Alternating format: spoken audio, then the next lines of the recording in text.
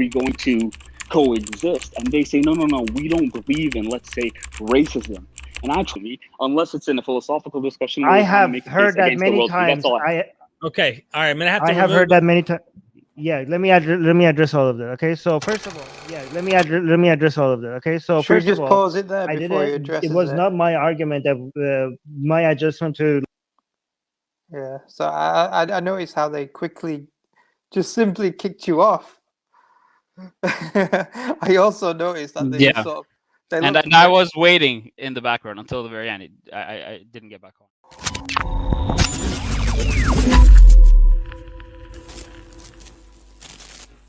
Well, welcome, Abdul. I hope you're Muslim, my friend. Welcome to Myth Vision.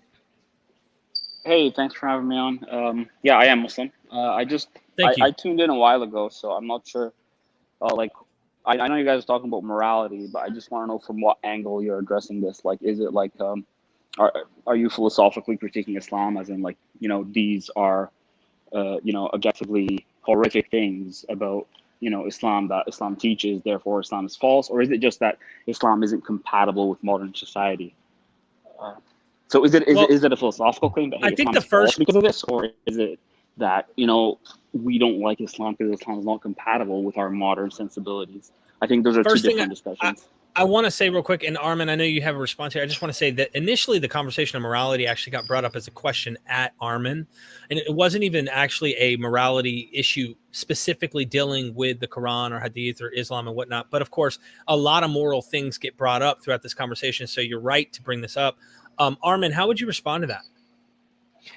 Well, I mean, so if you define morality as whatever increases happiness and reduces misery, by that definition, Islam was immoral all the time, not just based on our modern sensibilities, right? Like whatever increases, whatever values that might increase misery in the society rather than encouraging happiness and stability, that is harmful to most people. That is, based on my stand, based on how I define good, that's not just bad now. That was also bad back then. Like the fact that, for example, Islam teaches you that you should beat your wife if she's being disobedient. That is not just bad because.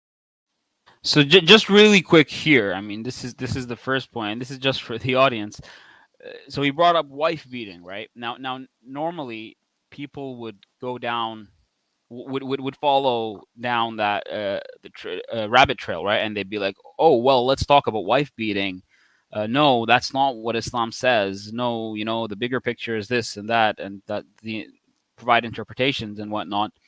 But you need to just ignore that until you understand what argument the person is making. So I just completely ignored what he said about wife beating, and this is just a point for the audience. I mean, don't get distracted by the red herring. So it's not about wife beating. It's about establishing a moral framework. Since he did take the philosophical recent understanding that is bad, that was always bad. Does that make sense, Abdul? Like, at least you see my perspective. Yeah. Okay. But I guess the question I have is, like, by whose definition of harmful? Because you're saying that if something makes you happy, or if something makes you sad, or if something is harmful. So I don't know if you want to take it down this philosophical line, because I know that's a usual place theists normally do go to. But sometimes I get that this isn't the argument you're trying to make, so I don't have to tell you, hey, give me a foundation for your morality before you critique Islamic morality. But then if you are going down that path, I would ask, because you're saying we know it does not lead to happiness, or it does lead to harm. So do you know where the philosophical discussion goes here about the subjectivity of these terms you're using? Okay, no, it's not subjective. The goal is subjective, but the methodology is not subjective. Okay, so it's not a question of who decides who decides what is like moral or not. Is what, like, we're talking about what definition, right? So definitions are not set in stone. We could pick a definition that gives us the best utility, right? So this is not like there's nowhere in nature there's no definition of morality in nature, okay? Words are things that we come up with, like definitions of words is something that we agree upon, and we try to come up with an agreement of the definition that serves the best interest, okay? And we think like the best so you could disagree with this definition and we could use a different word, but when I say morality, I'm talking about what increases, and this is not who decides this, this is what the definition is. Okay, it's the question of what, not rather than who. We're talking about not that you, when you say, and you didn't understand what definition was. It's not about what makes me happy or you happy or sad or sad. This is about the entire level of utility, the level of misery and happiness in the entire population. It's not about in a certain individual's happiness or sadness. Okay, we're trying to come up with a method, with some codes or some standards or some ethics guides to life. And we're trying to come up with standards that are more likely to increase the level of utility in the entire population, right? And that's how we try to define morality, because that definition of morality will encourage more happiness and reduces misery. Does that make? Do you understand what I'm trying to say, Abdul? Yes, it does. So you can say that we have a subjective goal, and we might have an objective means to get at that goal. That's fine. But I mean, perfect. You got it. But, you got it. Here's the thing. The goal is still subjective, as in the goal that we set is initially subjective. No, I just wanted to say that Armin just was waffling, and it was really hard to listen to understand what he was trying to say, and literally in a sentence, less, maybe about 10 words, he summarized his point. And he's like, oh yeah, that's exactly what I mean. No, that's not what you were struggling to articulate the point. So yeah, I just thought that was quite a funny point. Exactly, and it's fine to say what he said, but it's still missing the point, which I do raise later. So yeah. But it's an important point, because he agreed. Sorry, he did agree what you said, which is that you have a subjective foundation but an objective measure to get to that subjective. You got it, Abdul. You got it. But it. Here's the thing. The goal is still subjective, as in the goal that we set is initially subjective. I can agree that it's always going to be objective from certain aspects. Like, for example, if we want to be healthy, right, then there's an objective means to be healthy, right? And maybe we should refer to doctors and nutritionists and stuff like that. But then I think it's much broader than that, because you're talking maybe in the context of some form of utilitarianism, because you're talking about the happiness of society. So maybe it's the greater good for the most amount of people. And by the greater good, I mean, I just want to know how you're defining that objective. Is it in terms of survivability, that we're going to reproduce and just continue living? Or is it like a psychological state of happiness? First of all, I want to acknowledge of how you completely understood, like you understand what we're talking about, and that's so amazing. Okay, so yes, we have a subjective goal, but how given that goal, there's an objective ways that are better at achieving that goal and objectively worse way at achieving that goal. So you completely got it, and your example was perfect. Like, if we have a goal of being healthier, there are objective ways of doing that better and objective ways of not doing that very well, right? But then who decide? Like, then you can be like, well, why should that be our goal? And that's a different discussion, right? But what is that goal? Your question is, what is that goal? Is it survival? No, it's actually like well-being. You know what I mean? Like there are different ways of measuring it. There are better ways of measuring it and bad ways of measuring it. And I acknowledge that we don't have perfect ways of measuring it, but we have some sense of measuring it. Like, there are some obvious things that we know people prefer, and some obvious things that we know people don't prefer. We do know people do prefer comfort. People do prefer stability. People do prefer not being hungry. People do prefer having access to healthcare. We do know people prefer not being poor. We do know that people prefer having a community. We do know people prefer having purpose, meaning, a sense of awe, a sense of belonging. There are many things that we know that could give us a general direction of what it looks like if we are moving in the right direction, that a society is happier and more well off. Again, it's going to be impossible for us to calculate this accurately, very accurately, but we have enough of a sense to at least know enough of an understanding of what creates happiness to be able to judge if we are moving in the right direction or in the wrong direction. Does that make sense, Abdul? Yeah. Yes. But like, the tools you use in order to determine what path we're going to take is probably going to like differ drastically from time to time. So you said earlier that you're concerned improve drastic. Yes. So I mean, or like, it can go in the other direction. It can deteriorate, because like, we can basically like go through a nuclear war or something that's going to just throw us back to the Stone Age, and then we're going to have to start over. But then, see, the point is, I think that's not the main point. The main point is, you said you were concerned with the happiness of the collective, not the individual. So let's say there was a situation where, and I think this has happened, the happiness of the collective is significantly increased and even dependent on something like slavery, where the collective won't be enslaved, but part of the collective will be. So, is that? Can I give you a famous? Well, no. Well, I actually will tell you why it's not. Okay. There's a famous example that highlights this problem that a lot of people have with utilitarianism, right? For example, they say, what if torturing one child would make the entire society happier, right? And should we, like, let's say you just need one child and we will torture this, and this sacrifice will guarantee everyone else's happiness. Based on a utilitarian calculation, then we should do this because this is, there's a net benefit, okay? I would argue the fact that this is the example that people use against utilitarianism as a slam dunk against utilitarianism shows that it doesn't work. Because of the mere fact that most people are uncomfortable with this situation and would say, like, no, we shouldn't do this. That means that the misery that people would get from sacrificing a child like that is actually higher than whatever utility they could imagine. Like, when you are doing the calculation, you have to include in the calculation the fact that most people are considering this unacceptable, right? Yes, you're right. You're right, but you're not keeping in mind the fact that if we're going to talk about slavery in the past, and I'm not specifically talking. Oh, you got cut. This is a good conversation. Abdul is very smart. During Pat, can you hear me? Sorry, you were cut.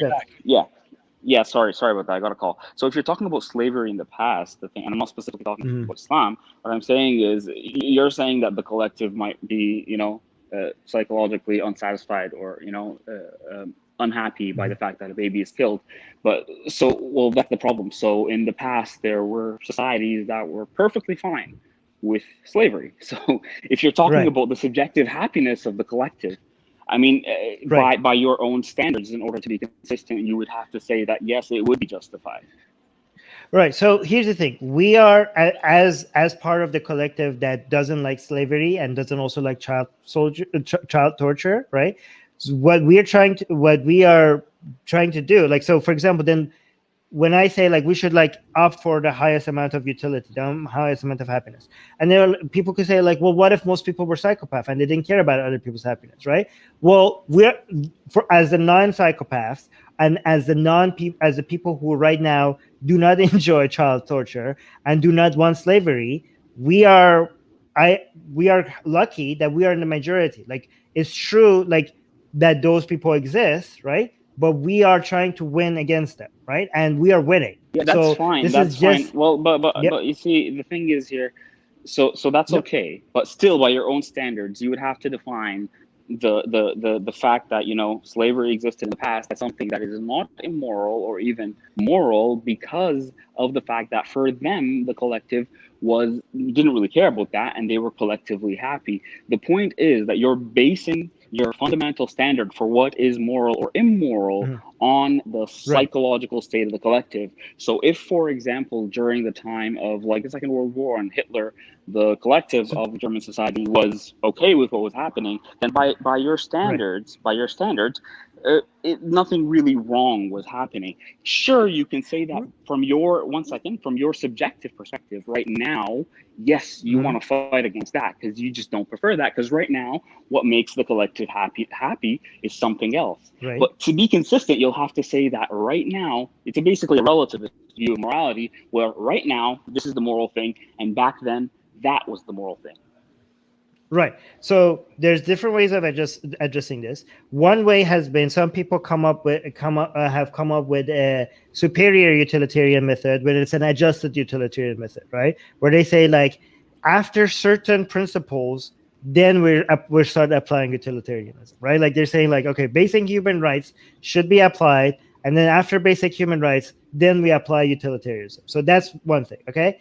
Another way to address this is that for me to address, like, to also say like there's a level of pain, okay, that the negative utility on our calculation should be much higher than mere conveniences that people are going to have in life, right? You know what I mean? Like if you get to have apple juice instead of water, and the cost of it is slavery or child torture or something like that, then your calculation of the misery associated with those pains should be significantly higher than the small conveniences that people are getting from these mild pleasures. Okay, that's another way to be practiced. Yeah, okay? but Another okay, wait, so last way. No, let me finish. Gentlemen, we have a guy in the bottom of the chat, just so you know, Okay. Armin. So we have to wrap this one Okay, up. so I have my own method of addressing this. However, I must say, if you want to, let me just say, like, maybe if you're not satisfied with any of this, what I could say is that utilitarianism could have its flaws, but it's the best we have. Do you know what I mean? Like everything that you use to come up with standards, it's going to have its issues, but it's better than the God command, like, argument. Like that is like very faulty. Being a principle, like somebody that only agrees with principles, that has a lot of flaws in it. This is just the least faulty way. And if we find other things that are not acceptable and that we don't like, we could make adjustments to it. But it's just the best base to start with to use as a moral standard. It might have its flaws. Say your final words on this. Yes, sir. Yeah, I see what you're saying, and you see, there was a comment on the screen about moral realism, right? And the thing is, I'm not talking to a moral realist, right? So if you were a moral realist, I think it would be a very different discussion. I'm talking to a moral relativist, but I see a lot of inconsistency going on here. So on the one hand, we agree that the foundation is subjective, and the path we take from that subjective foundation to achieving our subjective goal is going to be objective.